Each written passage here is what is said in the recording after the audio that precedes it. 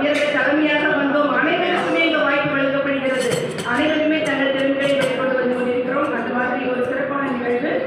அதே போல இந்த திருக்குறள் தேசிய நூலாக வேண்டும் என்று எழுத சில வரிகள்.